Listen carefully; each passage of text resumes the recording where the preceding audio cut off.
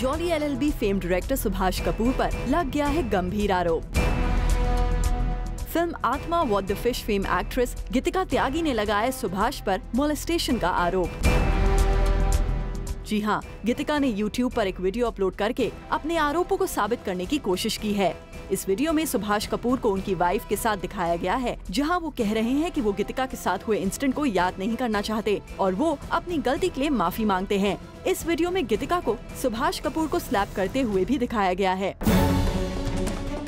वैसे गीतिका के एक फ्रेंड स्क्रिप्ट राइटर डैनिश का कहना है कि उनके सुभाष पर लगाए गए आरोप गलत हैं, क्योंकि जिस इंसिडेंट की बात यहाँ हो रही है उस वक्त वो खुद वहाँ मौजूद थे। इस मामले में डैनिश ने हमसे फोन पर बात की। मैंने गीतिका को किसी और काम से फोन किया तो उसने मुझे बताया कि कल तो सुभाष भी थोड़ा he came in English he said Subhash also tried to come on to me, he got senti and he tried to come on to me। तो मैंने पूछा क्या हुआ, तो उसने पहला जो नरेशन बताया उसमें फोर्स का कोई एंगल नहीं था। उसने मुझसे पूछा क्या मैं तुम्हारे पास बैठ जाऊं, उसने मुझसे पूछा क्या मैं होल्ड योर हैंड, क्या मैं तुम्हारा हाथ पकड़ सकता हूँ। तो इस सब में मुझे फोर्स का तो कुछ नहीं लगा, मुझे लगा she just trying to clarify कि वो मुझे ये बताना चाह रही कि they did not get physical. क्योंकि उसके एंड में उसने कहा कि then I said to stop and he stopped. तो मुझे उसमें फोर्स का कुछ भी एंगल नहीं लगा। सेम चीज सुभाष ने मुझे बताया, एग्जैक्टली सेम वर्जन, और उसमें भी अगेंस्ट फोर्स का कोई मेंशन था ही नहीं।